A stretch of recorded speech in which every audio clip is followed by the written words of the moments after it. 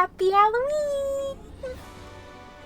Or, any other day if you're watching this not when it uploaded. Remember you're watching Halloween 2020, in which case, happy next Halloween. Which is now this Halloween. Time's fun. Anyway. I thought I'd save the best stuff for last. I don't know. Halloween's very, spook central. Ghosts are your big thing. So I thought, what better than a little video talking about potential real life spookenings. Now, this isn't like a debate of like if ghosts and everything are real or are not. This is just either spooky things that happen that could be rationalized, could be explained by whatever various other things, or, open to interpretation. Feel free to share any experiences you have, whether it turned out to be the cat, whether it's still unexplained, or whether you are 100% the spooky was a spooky. It's all good. Just chill. Well, let's just enjoy.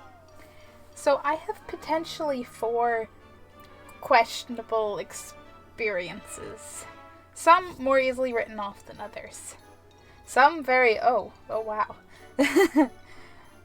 Now, they aren't the most exciting of stories. They're certainly not movie level, but I don't know how many experiences are movie level. I don't know. Based on BuzzFeed Unsolved Supernatural, I'd say none. Although they're getting a lot more like voice activity this season, and I'm kind of like, okay, yeah, some of it's got to be like picking up other things. I don't know, radio, whatever. But also there's just like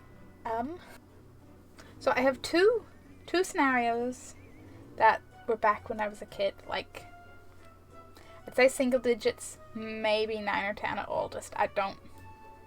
Within the first decade of life.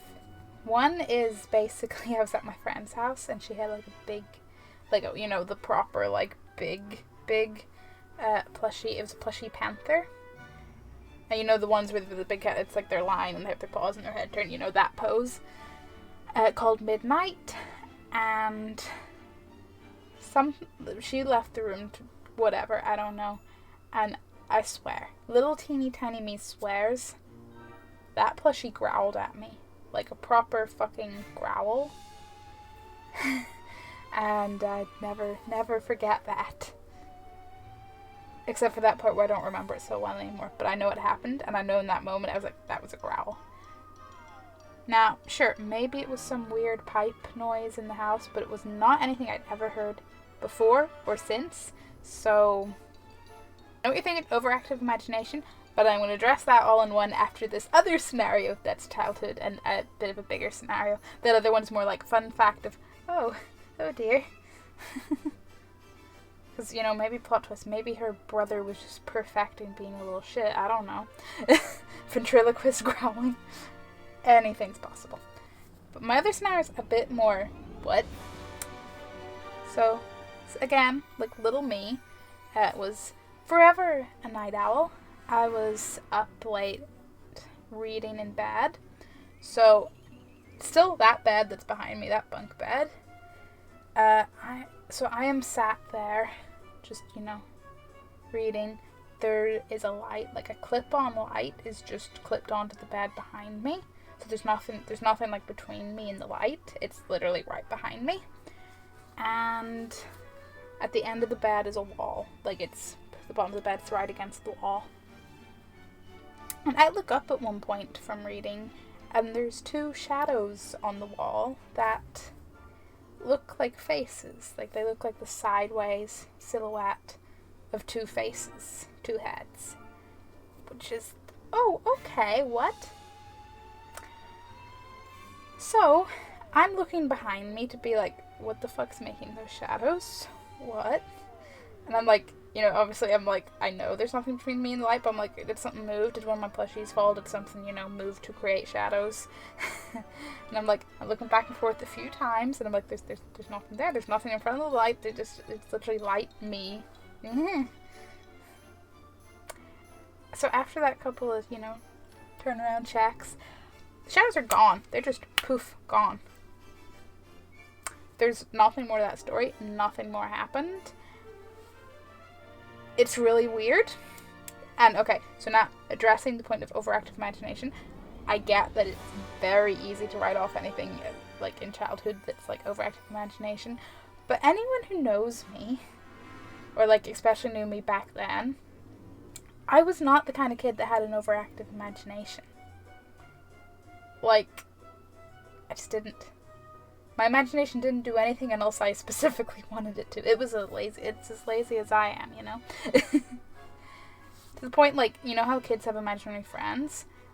I didn't so much have an imaginary friend, so much as at the point all my friends were like, oh yeah, imaginary friends. I was like, okay, I guess I have one.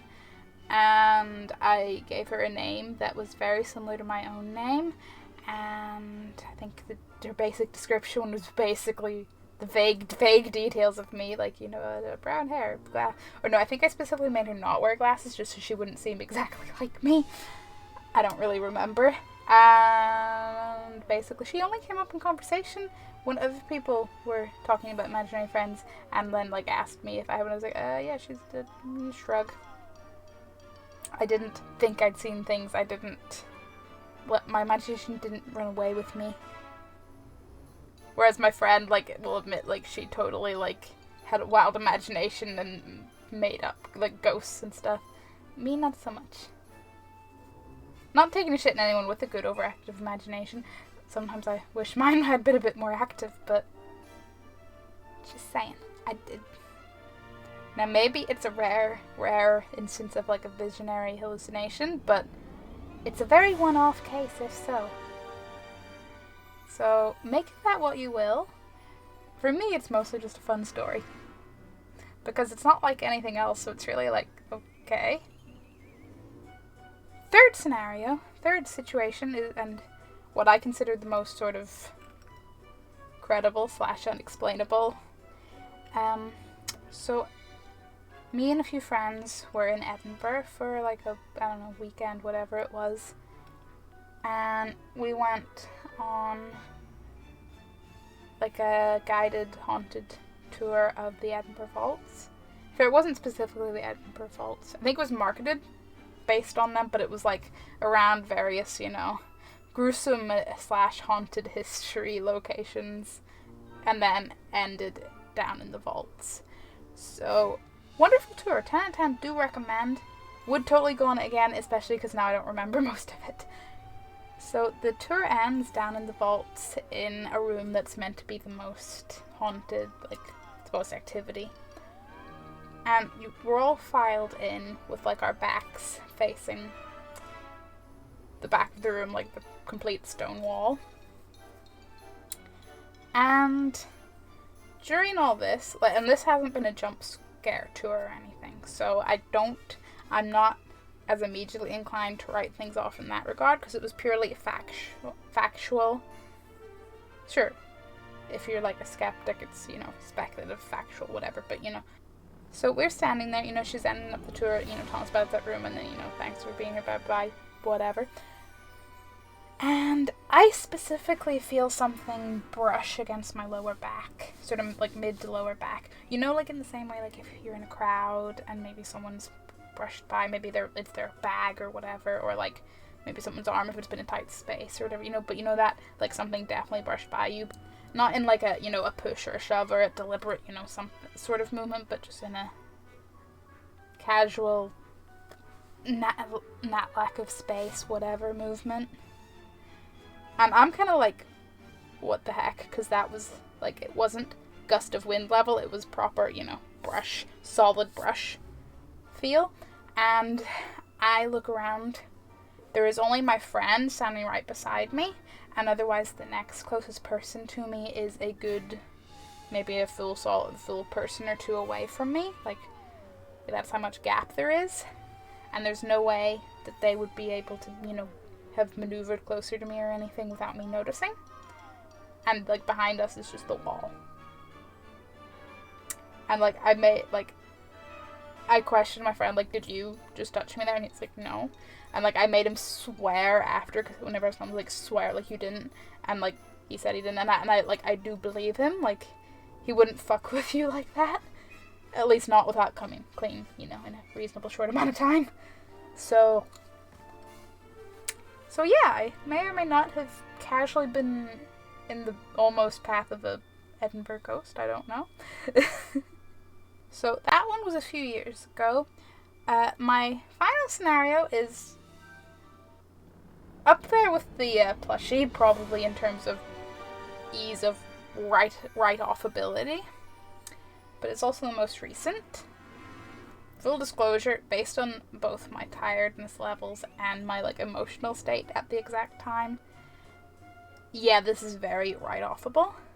It could have been, for the first time ever, my brain actually playing tricks on me from tiredness.